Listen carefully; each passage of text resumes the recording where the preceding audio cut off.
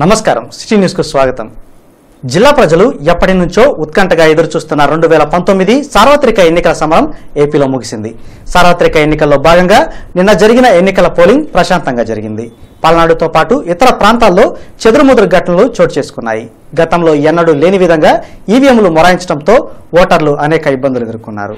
ఆంధ్రప్రదేశ్లో 2019 ఓటర్ల పండుగ ముగిసింది. యావత్ రాష్ట్ర ప్రజలు ఎప్పుడెప్పుడా అని ఎదురు చూసిన సార్వత్రిక ఎన్నికల సమరం గురువారంతో ముగిసింది. సార్వత్రిక ఎన్నికల్లో ఓటర్లలో చైతన్యం వెల్లువిరిసింది. వెలుగులా తరలివచ్చిన ఓటర్లతో గుంటూరు జిల్లాలో 80% పోలింగ్ నమోదైంది. ఉదయం 6 గంటల నుండే ఓటర్లు పోలింగ్ కేంద్రాల వద్ద క్యూ లైన్లలో బారులు తీరారు. గతంలో ఎప్పుడూ లేని విధంగా ఈవీఎంలు ఓటర్లకు చుక్కలు చూపించాయి. పోలింగ్ ఆరంభమైన దగ్గర నుండే ఈవీఎంలు మొరాయించడం ఆరంభమయ్యాయి. దీంతో జిల్లా వ్యాప్తంగా అనేక పోలింగ్ కేంద్రాలలో మధ్యాహ్నం 12 గంటల వరకు పోలింగ్ ప్రక్రియ ఆరంభం కాక ఓటర్లు అనేక అవస్థలు పడ్డారు. పోలింగ్ కేంద్రాల చుట్టూ రోజంతా ప్రదక్షిణ చేశారు. ఈవీఎంలు మొరాయించినా గంటల తరబడి పోలింగ్ ఆలస్యం అయినప్పటికీ ఓటర్లలో ఏమాత్రం ఉత్సాహం తగ్గలేదు. ఎన్నికల సంఘం చేపట్టిన చర్యలు, అధికారులు నిర్వహించిన అవగాహన కార్యక్రమాల కారణంగా ఎలాగైనా ఎంత రాత్రైనా ఓటు వేసి మాత్రమే ఇంటికి వెళ్లాలనే ఓటర్లు నిర్ణయించుకున్నారు. దీంతో దాదాపుగా 7-8 గంటల వరకు క్యూలైన్లో నిలుచొని మరీ ఓటర్లు తమ ఓటు హక్కును వినియోగించుకున్నారు. వికలాంగులు, వృద్ధులతో పాటు యువ ఓటర్లు సైతం పోలింగ్ కి పెద్ద సంఖ్యలో తరలివచ్చి తమకు నచ్చిన పార్టీకి, మెచ్చిన నేతలకు ఓట్లు వేశారు. సార్వత్రిక ఎన్నికల సందర్భంగా ఓటర్లలో ఉన్న ఓపిక, చైతన్యం, వారి సహనానికి అందరూ సెల్యూట్ చేస్తున్నారు. దీని కారణంగానే అన్ని నియోజకవర్గాలలో అనూహ్యంగా పోలింగ్ శాతం పెరిగింది. ఈ పెరిగిన పోలింగ్ శాతం ఎవరికి మేలు చేస్తుందో, ఏ పార్టీకి నష్టం చేస్తుందోనని అందరూ ఆసక్తిగా ఎదురుచూస్తున్నారు.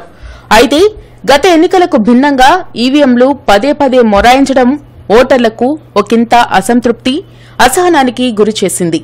సమర్థవంతంగా ఎన్నికలు నిర్వహించడంలో ఎలక్షన్ కమిషన్ విఫలమైందనే ఆరోపణలు ఓటర్లు, రాజకీయ పార్టీల నుండి వినిపిస్తున్నాయి. పోలింగ్ ముగిసిన అనంతరం ఈవీఎంలను కట్టుదిట్టమైన భద్రత నడుమ స్ట్రాంగ్ రూంలకు తరలించారు. అభ్యర్థుల జాతకాలు ఈవీఎంలలో నిక్షిప్తమయ్యాయి. దేశవ్యాప్తంగా పోలింగ్ ప్రక్రియ ముగిసిన అనంతరం మే 23వ తేదీన సార్వత్రిక ఎన్నికల ఫలితాలు వెల్లడి కానున్నాయి. ఎలక్షన్ కౌంటింగ్ కి నెలకు పైగా సమయం ఉండడంతో అభ్యర్థులలో ఒకంత టెన్షన్ మొదలైంది. ఈ ఒత్తిడిని తట్టుకోలేక కొందరు నేతలు ఏకంగా దేశ విదేశాలు దాటి విహారయాత్రలకు పయనమయ్యారు. గెలుపు ఓటములపై అభ్యర్థులు ఎవరి ధీమాలో వారున్నారు.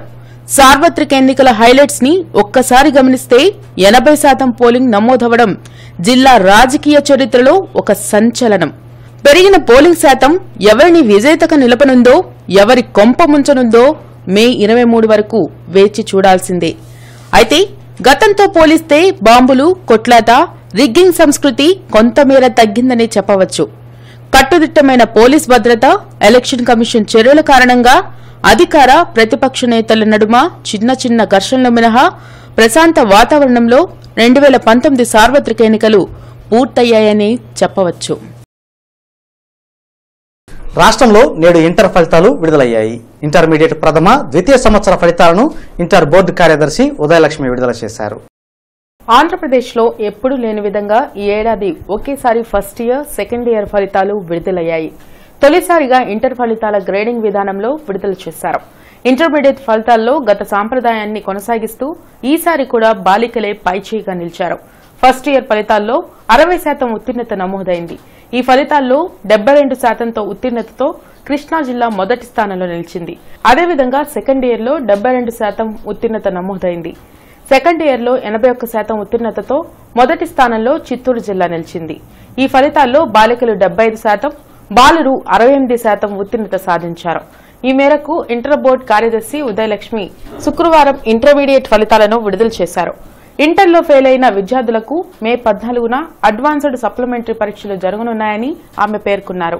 పరీక్ష ఫీజు చెల్లింపునకు కోసం ఏప్రిల్ 24న చివరి తేదీ అని తెలిపారు. ఇంటర్ పరీక్షలు ఫిబ్రవరి 27న మొదలై 18తో ముగిశాయి. కేవలం 24 రోజుల్లోనే ఫలితాలు విడుదలవడం విశేషం. అలాగే 6 to 7 గ్రేడ్ పాయింట్ లో ఉన్నటువంటి పిల్లలు 44,394 ఉన్నారు. 5 to 6 గ్రేడ్ పాయింట్ లో ఉన్నటువంటి పిల్లలు 17,779 ఉన్నారు. 4 to 5 గ్రేడ్ పాయింట్లో ఉన్న వాళ్ళు 2450 స్టూడెంట్స్ ఉన్నారు. ఇది సెకండ్ ఇయర్ రిజల్ట్ అండి. మరి ఇకపోతే మనం ఫస్ట్ ఇయర్ ఇంటర్మీడియట్ రిజల్ట్ కూడా చూస్తే first year pass percentage second year వాళ్ళతో పోలిస్తే తక్కువగా ఉంది. ఫస్ట్ ఇయర్ పాస్ అయినటువంటి పిల్లలు 60% పిల్లలే పాస్ అయినారు జనరల్లో, వొకేషనల్లో 49%. ఇందులో టాప్ డిస్ట్రిక్ట్స్ ఎక్కువ పర్సంటేజ్ వచ్చినటువంటి జిల్లాలు కృష్ణా జిల్లా 72%, వెస్ట్ గోదావరి 69%, నెల్లూరు 67% అండి. సెకండ్ ఇయర్ గర్ల్స్ 75% రిజల్ట్ వచ్చిందండి, బాయ్స్కి 68% వచ్చింది. సెకండ్ ఇయర్ వొకేషనల్ గర్ల్స్కి 74% వచ్చింది, బాయ్స్కి 64% వచ్చింది. అంటే బాయ్స్ కన్నా గర్ల్స్ ఎక్కువ పెర్ఫామ్ చేస్తారండి ఈసారి ఇంటర్మీడియట్ రిజల్ట్స్లో. వాళ్ళ పర్ఫార్మెన్స్ చాలా బాగుంది. ఓటమి భయంతోనే తెలుగుదేశం పార్టీ కార్యకర్తలు, నాయకులు అల్లర్లు సృష్టించారని మాజీ మంత్రి మొహమ్మద్ జానీ ధ్వజమెత్తారు. తెలుగుదేశం పార్టీ నాయకులు విధ్వంసాలు సృష్టించడం మంచి పద్దతి కాదని మాజీ మంత్రి మహమ్మద్ జానీ అన్నారు. మీడియా ప్రతినిధుల సమావేశంలో మాట్లాడుతూ ఓటు ద్వారా ప్రజలు ప్రభుత్వంపై తిరగబడ్డారని అన్నారు. తమ పార్టీ అధికారంలోకి వస్తుందని ఆయన ధీమా వ్యక్తం చేశారు. ప్రభుత్వంగా దళం తిరగబడ్డారు. గాడి వైపు ఉంది. తాడేపల్లి పట్టణంలోని క్రిస్టియన్పేటలో గురువారం పోలింగ్ బూత్ వద్ద పరిస్థితిని పర్యవేక్షించేందుకు వెళ్లిన తెలుగుదేశం పార్టీ అభ్యర్థి నారా లోకేష్ పై కొందరు దాడికి ప్రయత్నించారు. ఈ వ్యవహారం చిలికి గాలివానగా మారి ఇరుపక్షాల మధ్య యుద్ద వాతావరణం నెలకొంది. పరిస్థితులు అదుపు తప్పుతున్న నేపథ్యంలో Guntur urban SP Vijayarao police బలగాలతో అక్కడకు చేరుకున్నారు. 1-2 దఫాలుగా లాఠీచార్జి చేసి ఇరుపక్షాలను చెదరగొట్టడంతో పాటు మంత్రి నారా లోకేష్ కు నచ్చజెప్పి అక్కడి నుండి పంపించేశారు.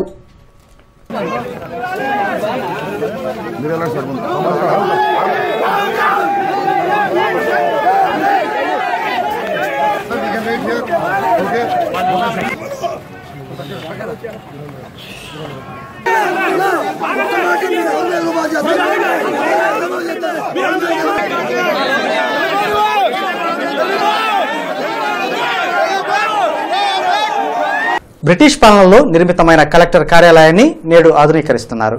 ఈ పాలనా కేంద్రంగా తీర్చిదిద్దుతున్నారు. కలెక్టరేట్ కార్యాలయం నూతన శోభగులతో కలకలలాడుతోంది. కార్యాలయ ఆవరణలోని లుంబిని వనాన్ని పచ్చని చెట్లు, పూలతో సుందరీకరించారు. వనం మధ్యలో మువ్వెన్నెల జెండాను పాతి రెపరెపలాడిస్తున్నారు.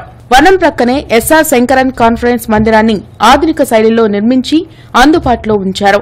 కలెక్టర్, జేసీ, అదనపు జేసీ, డీఆర్ఓ కార్యాలయాల్లో ఆధునిక పందాలో మౌలిక సౌకర్యాలను అమర్చారు. కార్యాలయాన్ని మరింత ఆధునీకరించేందుకు పనులను పూర్తి చేస్తున్నారు. ఇంటర్ ఫలితాల్లో ఎన్ఆర్ఐ అకాడమీ విద్యార్థులు అగ్రశ్రేణి గ్రేడులు సాధించారు. టాపర్లను యాజమాన్య ప్రతినిధులు అభినందించారు. ఇంటర్ పరీక్షల్లో తమ విద్యార్థులు టాప్ గ్రేడ్లు సాధించారని ఎన్ఆర్ఐ అకాడమీ ప్రతినిధులు ప్రకటించారు. విద్యానగర్లోని అకాడమీలో టాపర్లను అభినందించారు. ఇంటర్ ప్రథమ సంవత్సర పరీక్షలో 96.2%, ద్వితీయ సంవత్సర పరీక్షలో 98% విద్యార్థులు ఉత్తీర్ణులయ్యారని వెల్లడించారు.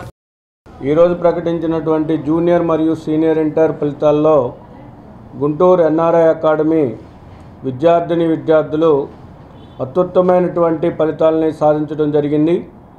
ద జూనియర్ ఇంటర్ ఫలితాల్లో 96.72 పాస్ పర్సంటేజ్ సాధించడం జరిగింది. అలానే సీనియర్ ఇంటర్ ఫలితాల్లో 98 పాస్ పర్సంటేజ్తో ద గుంటూరులోనే మిగతా కార్పొరేట్ కాలేజెస్ కన్నా కూడా అత్యధికమైనటువంటి పాస్ పర్సంటేజ్ని సాధించారు. దీంతో పాటుగా ఈ విద్యా సంవత్సరం నుంచి గ్రేడ్ పాయింట్లుగా ఇవ్వడం జరిగింది. గ్రేడ్ పాయింట్స్లో కూడా మా విద్యార్థులు అత్యధికమైనటువంటి ఏ గ్రేడ్ పాయింట్స్ సాధించారు. దీనికి సహకరించినటువంటి మా సీనియర్ ఫ్యాకల్టీ అందరికీ, దాంతోపాటు ప్రిన్సిపల్స్, డీన్స్, అలానే మా చిన్నారులు, దీంతో పాటుగా మొదటి నుంచి ఎన్ఆర్ఐ అకాడమీ మీద నమ్మకంతో ఈ విద్యా సంస్థలో చేర్పించి సహకరించినటువంటి ఎన్ఆర్ఐ విద్యార్థుల తల్లిదండ్రులందరికీ కూడా ఈ మంచి ఫలితాలు సాధించడంతో అందరం చాలా ఆనందంగా ఉన్నాము. వేణుగోపాల్. నాకు ఈరోజు చాలా సంతోషంగా ఉంది.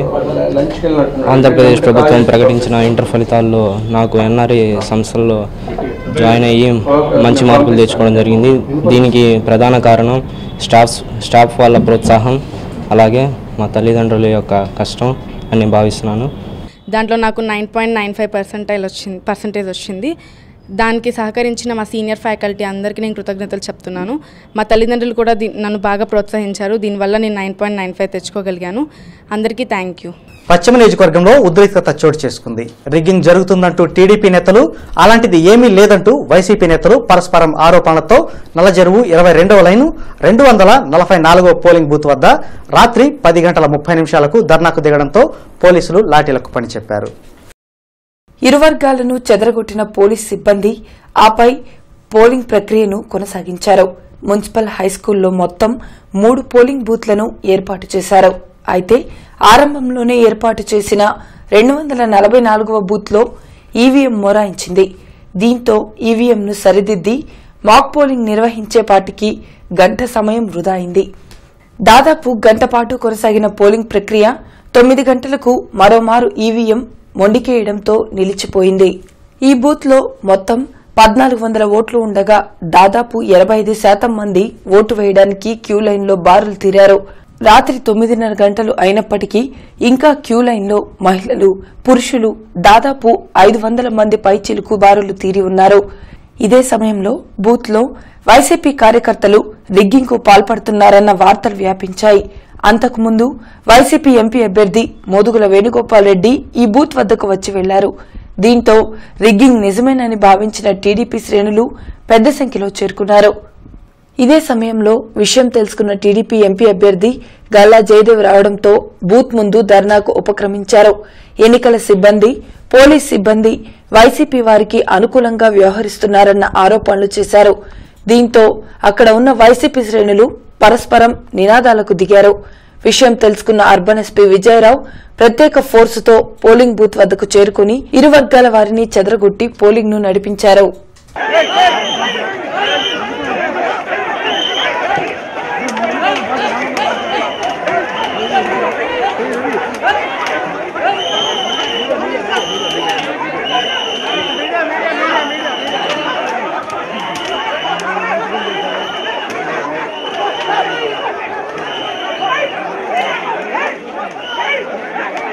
244 బూత్లో పోలింగ్ నిర్వహించడం అసాధ్యంగా మారడంతో పోలింగ్ ను నిలిపివేస్తున్నట్లు నియోజకవర్గ రిటర్నింగ్ అధికారి ఏవీఎస్ఎస్ మూర్తి ప్రకటించారు. ఎన్నికల కమిషన్ ఆదేశాల మేరకు తదుపరి నిర్ణయం ఉంటుందన్నారు. సాయంత్రం 6 తర్వాత పెద్ద సంఖ్యలో ఓటర్లు వచ్చారని, వారిని ఎలా ఓటింగ్ కు అనుమతిస్తారని గల్లా జయదేవ్, మద్దాలి గిరిధర్, బోనబోయిన శ్రీనివాస్ యాదవ్, తోట చంద్రశేఖర్లు ఎన్నికల రిటర్నింగ్ అధికారిని పదే పదే ప్రశ్నిస్తూ వచ్చారు. ఈ క్రమంలో రాత్రి 11:35 పోలింగ్ ను నిలిపివేస్తున్నట్లు ఎన్నికల అధికారి మూర్తి ప్రకటించారు. దీంతో ఈవీఎంలు సీల్ వేసే వరకు ఉన్న అభ్యర్థులు అనంతరం వెళ్లిపోయారు. ఇవి ఇప్పటివరకు అప్డేట్స్. మరిన్ని అప్డేట్స్తో మళ్ళీ కలుద్దాం. నమస్కారం.